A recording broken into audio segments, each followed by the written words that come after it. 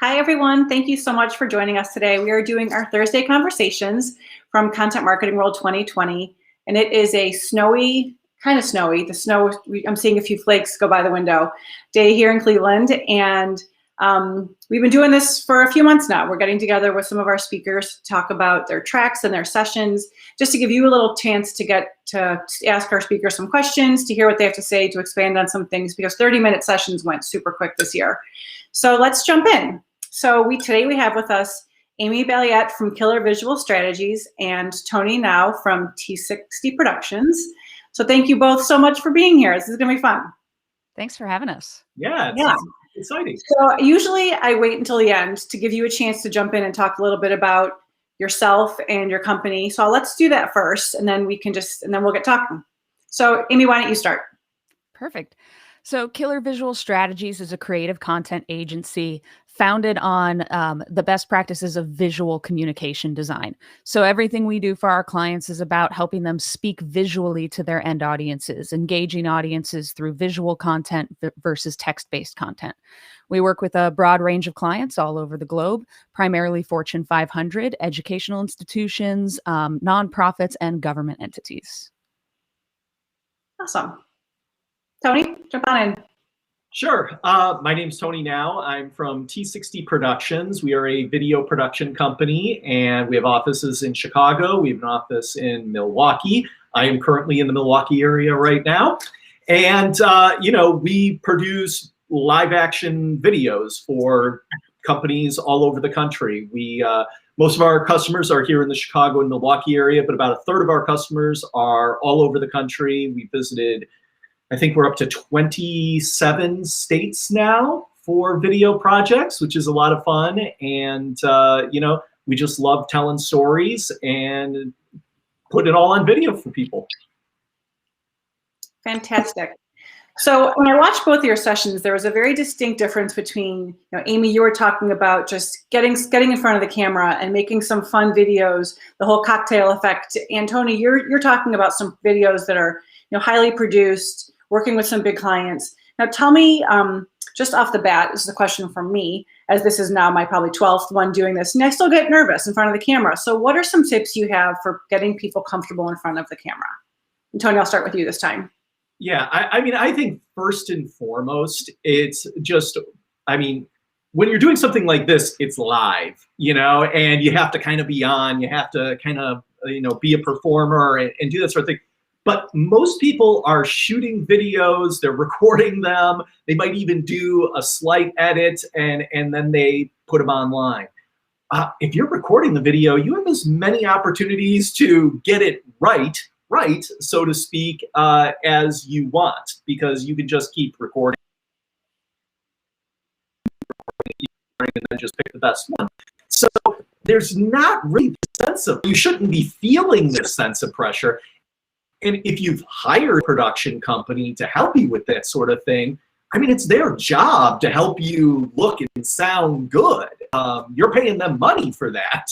So, you shouldn't feel this real sense of pressure to get it right all the time, because that's what the cutting room floor is for. You get to edit that stuff. And so I think that is, what I find tends to put people at ease. Certainly when I go to do video shoots with people, that's what I explain to them. If I can tell they're a little bit nervous, my standard line is, I'll talk to them. I'll say, now I want you to relax a little bit. We're not 60 Minutes. We haven't come here to do some big expose. We're not here to get you in any way. We're here to help you look good and sound good.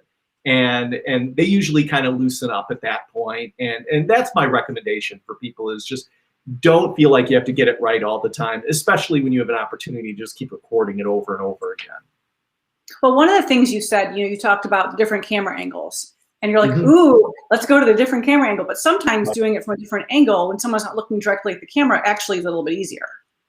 Yeah, we're doing something right now where we're talking to the camera and we're talking to people out there who are watching or whatever. But and this is what I just refer to as a talk to the camera kind of video. But you can totally do it where you're looking off camera and, as though you're being interviewed by somebody. I mean, in most cases, if if you've hired a video team or whatever, you literally can have somebody, standing right next to the camera, or sitting right next to the camera, and you could talk to them and get out whatever you need to get out and just do it interview style. But there's no reason that you can't do that even if you're just on your own and you're just recording it DIY and you're by yourself. You can still look off camera and pretend there's somebody over there and do the interview that way if that makes you feel more comfortable. I always like the talk to camera thing because I feel like it's your opportunity to speak to the viewers. Mm-hmm. But it doesn't mean that that's the right way to do it. I mean, we do tons of videos where people are looking off camera and doing an interview style. And certainly if you're not comfortable on camera, to your point, Cathy, that's a great way to do it because you don't have to look into this, dark lens and it's kind of intimidating or whatever. You can just look off to the side and do it this way, then that's great. Right. And Amy, what you're doing, a lot of the projects you're doing, they're not as highly produced. So it just gives you a little bit more flexibility, these just being more human, being more personable, and just that kind of that edge is taken off a little bit. What's your approach? Yeah, I think there's like two ways to look at it. There's two types of video, and it depends on the channel you're putting that content out on. The fact of the matter is highly produced video is exceptionally valuable. I mean, if you want to be producing something that is speaking directly to your target audience and talking about your product or service and trying to convert people into customers, you should be hiring a team like Tony's team. You should be really focused on producing high quality content. But if you're trying to be a subject matter expert and share just daily thought leadership or something like that, then having a more personal approach where you are kind of having a DIY style video right in front of your webcam, looking right at it, talking directly to the audience in bite-sized chunks of information, that can be a low produced video, but you have to consider what the topic is and who your target audience is, because you don't want to produce or you don't want to put out a video that seems low quality if you're trying to convert people into customers. You want to only do something that seems genuine and is authentic, which can come across low quality. For instance, you see even in my background, there's a little bit of low quality in my background because I don't have my green screen up right now.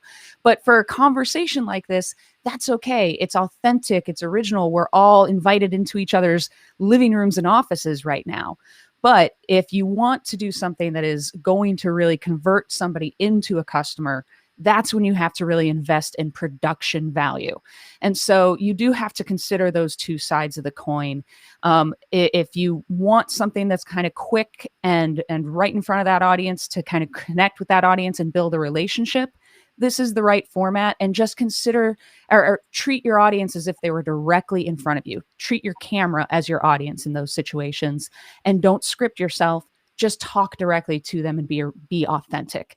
That's going to go a long way for you. But if you're trying to convert somebody, hire a team to do that for you. Hire a team that's going to really make it something special, and they'll coach you to be in front of that camera properly. Right. And I mean, I think they work so well together. Also, I think the one thing that you do have in common is whether it's highly produced or whether it's something you're doing on your phone so you can put it on social media, the most important thing of all is knowing your topic and being a subject matter expert and being confident in what you're talking about. I learned that from Tamsin Webster years ago. She's like, you can get up on stage and talk about it because even if you fumble, you still know you're an expert on what you're talking about. So that made me feel like, okay, then I just kind of throw in my jokes and, act like Cathy, and then, it goes okay. And you just get better the more and more you do it. But, they do just work. And not everyone can have Tony's high produced videos all year long. So there has to be a mix of, getting some things to work together and, having a strategy so they can work together. How do you work with, with other teams doing, Tony, do you have other partners you work with who can do some of the more of the social media type videos and the subject matter expert videos that align with the other ones you're doing? We don't necessarily have any partners that we work with on that sort of thing, but what we do is we're willing to coach the people that we're working with on how they can do it themselves. I mean, it's funny because a lot of times people will be surprised when I tell them that I advocate DIY video. They're like, you're a video producer, you make a living at this, you might not want to do that sort of thing. But I mean, I'm a big believer. I mean, I think, you guys are 100% right that I mean, there is a time and a place for professionally produced videos, and there's a time and a place for more DIY style type videos or low production value videos. And if people want to do them themselves, I think that's great. And so, you know, like we have a whole DIY packet that we are willing to send to people to say, here's how to do better DIY videos. Here's how to frame yourself up better, and just giving all sorts of practical tips on that sort of thing. And, you know, we sort of have a criteria. Here's when you should DIY, and here's when you should do a professionally produced video. And I mean, Cathy, you mentioned the most important aspect of it all. You mentioned the strategy word. Have a strategy. Know what you're going to do. It's not just, you know, somebody walks into the office one day and says, let's do a video. And everybody's like, yeah, let's go do a video. You know, that's not what you should be doing. I mean, video, no matter what type of video it is simply a tactic. And it's a tactic that's a part of a greater strategy. And so if you have that strategy component to it, you can look and you can say, we're going to do these videos as professionally produced videos. These are videos that we should probably just do ourselves, or find somebody to just do a low production value style video, whatever it might be. When you have that strategy component, then all the other stuff kind of falls into place. I was talking to Robert Rose and Kim Moutsos the other day, and we were talking about video as a strategy versus video as a distribution channel. And you know, Robert, you know, just said, he's like, I have so much to say on this topic. So look for something from Robert coming soon. But you know, it does. You know, one of the things, Tony, you were talking about was the fitness center. You know, that was just a great example of, you know, people don't go to gyms because they really want to necessarily. I mean, some people do, but many people just want to hear that, you know, what's that story? It's the human side of it. I want to go because my girlfriends are going. I want to go because this reason. You know, ultimately, I want to be healthier. I want to lose some weight. I want to do this. I want to do that. But it's because, you know, there's so many of them. It's a commoditized product. But why do you go to that one place? And you're telling these stories, both of you, and you've got to break it down into what the customers, what they can relate to. You know, Amy, when you're doing, give me one example of something that you have done recently with a client that has gotten them to that human interest side of it. Oh man, there's so many. You know, basically, I think the best way to think about that is, let me try to think of an immediate example with a client. We have a client right now where we're reworking their entire web experience. And the reason we're reworking that web experience is because their site doesn't speak to their customers. Their site just speaks to their colleagues right now. I think that we can often get into a pigeonholed space as, you know, in our own businesses, where we constantly are thinking about what we know about the company and just expect that our audiences know that exact same set of information. And so oftentimes we will create content that speaks to a level of knowledge that the customer doesn't have. So we're often taking our clients through an experience of really understanding, unpacking who are their target segment customers. Once we identify what really drives each segment audience, we can build an experience that takes that audience through the entire conversion funnel. Different segments of audiences are going to have a completely different level of knowledge of your product or service, which means their very first piece of content that they see from you is going to have to relate specifically to where they are in their buyer journey. So we're constantly considering what is that buyer journey and what is the right user flow for that buyer journey if we're doing something interactive. If we're doing something animated or something live action, then we say, how do we make the audience the hero of the story? So we're just constantly trying to humanize the audience first. When you take the time to understand the audience, you can script and craft narratives that really speak directly to that audience. And then you can choose illustration styles and animation styles and things like that that also connect directly with that audience. So I mean, I could give you about 1,000 different examples of projects we're working on right now that do that. But the one that popped in my head first and foremost is a huge website rebuild that we're doing specifically because it just doesn't speak to the target audience at all. It only speaks to the employees of the company who put it all together in the first place. That's amazing. That's awesome. Tony, when I was listening to your presentation, you know, we always do the hype videos for Content Marketing World. you know, where we're doing testimonials and we're doing all the things you said. I'm like, oh, we do that, we do that, we do that. You know, some of the things you said that are a little bit, you know, they all look the same. You know, I like to think that ours look different. You know, we've got an amazing producer on our team that does our videos, and she's amazing. But it got me thinking, like, should I be looking at, for this year, going to like managers of attendees who could say, when my employee came back from Content Marketing World, oh my gosh, here's what they did, and here's, you know, versus going to our attendees saying, I mean, so the wheels were spinning, you know, so it gave me some really, really good ideas. And that's one nice thing about being a marketer and being able to watch these sessions, is I'm like taking notes for myself too on what we could be doing better. Yeah. So that was, I mean, that was really, really, it got my wheels spinning. So Amanda, I'll be calling you next week. That's great.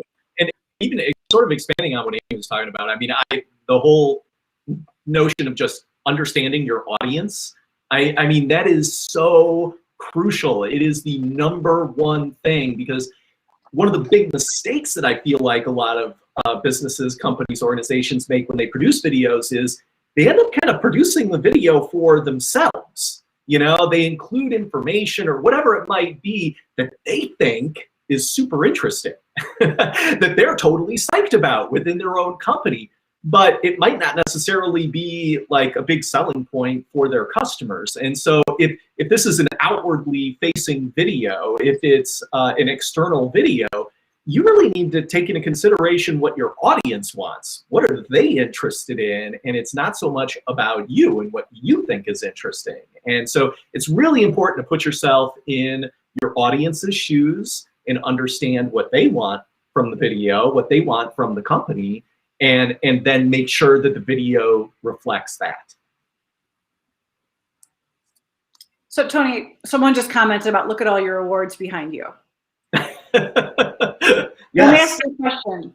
Are there, you know, I just remember from my ad agency days, you know, a lot of companies, when they receive their awards, they got more business because of the amazing videos, the amazing ads, and everything they were doing. Tell me how that plays into some work you're doing for your clients. You know, do they get more? Go ahead.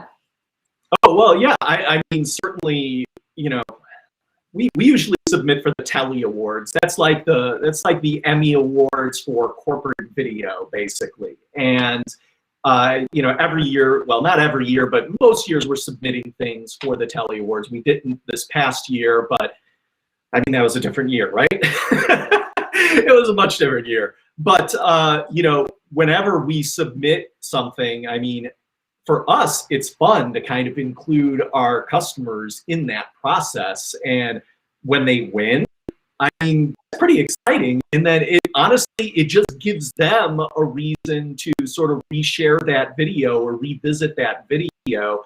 A lot of people, when they produce videos, it's like they're very in the moment about producing those videos. And when the video initially launches, they're like gangbusters on it. Let's get out into the world, and then it just starts like collecting dust. And they kind of forget about continuing to promote it, even though it's still relevant for them and their business. And so I think one of the great things about awards and stuff like that is if you are fortunate enough to win some sort of award for a video that you produce, all that does is reinvigorate you to promote that video again. And it gives you like just a little badge of honor to be able to like show people, hey, check out this video that we did 8 months ago or whatever, and we just won an award for it. It's really great. You should check it out. And, you know, so I think that's just a great sort of, it's a bona fide, you know, to watch this video. If you're able to put like a little seal on it that you've won an award of some sort, I mean, I would hope that that would inspire your customers, your viewers, to take a look at that video. They might have missed it. I mean, because that's the funny thing, is that like a lot of times I think videos start to collect dust because we share them. You know, there are videos and we share them. We've seen that video a gazillion times. And so it's like, and we feel like we shared it a gazillion times, but you never know who new is coming in that hasn't seen the video yet.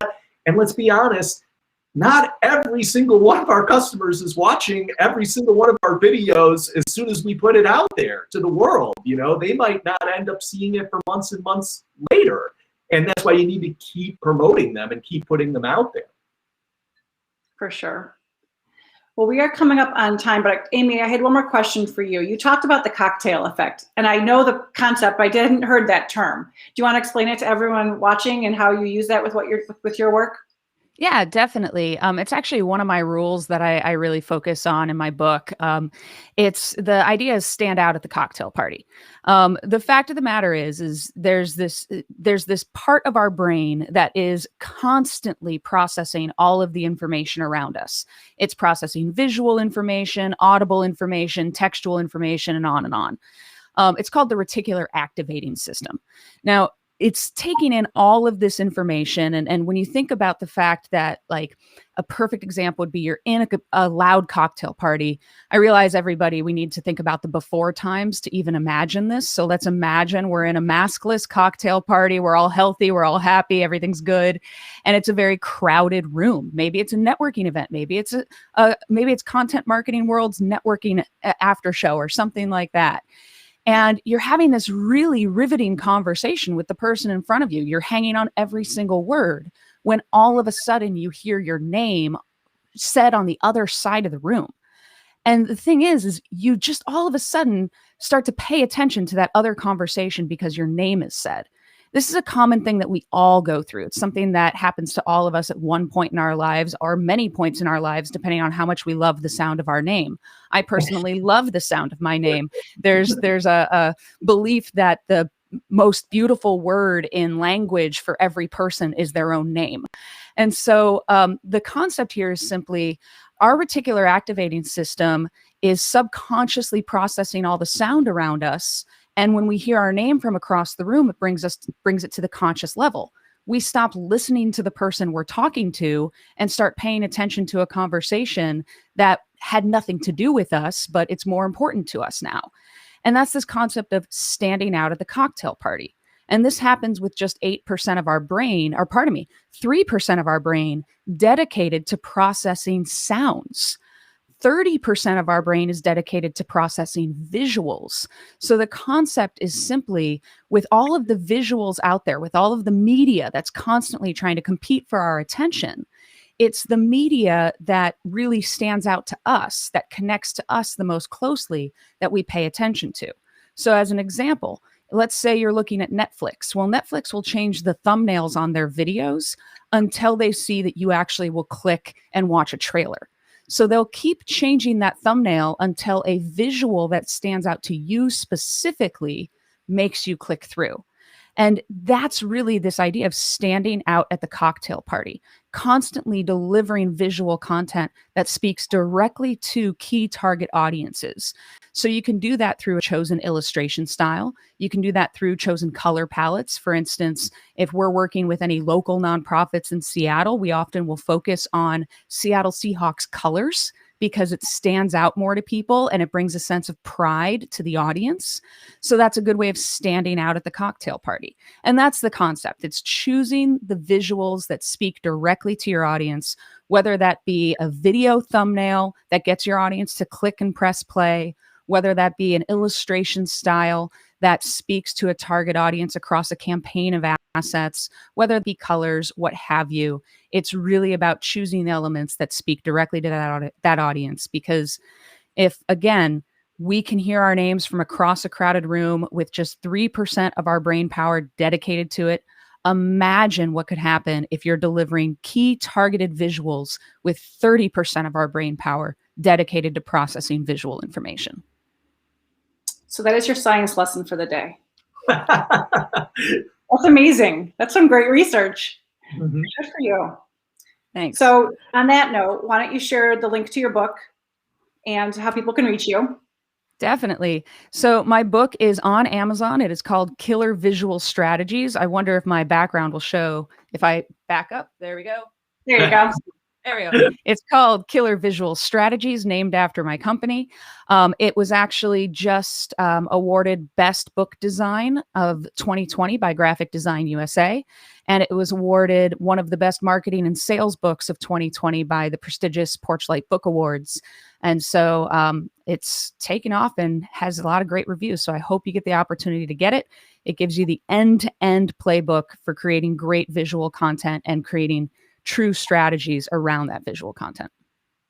Awesome, thank you. And Tony, everyone can go to your website and download your amazing content marketing on how to do DIY videos, and then they're going to hire you to do their bigger videos because you're amazing. So how can they reach you? Just go to t60productions.com. Easy enough. Easy enough. Thank you both so much for being here. This was really fun. And I didn't script this one. It might be one of my favorite ones, but I didn't script it like Tony said in his presentation. So thank you both. Hope to see you this year. And if everyone else follow in the chat, you can see how to reach everybody. And if you have any more questions, leave them in the chat. They're both in the group, and they would love to respond to you and get in touch. So thank you, everyone, and we'll see you next time. Thank you, Cathy.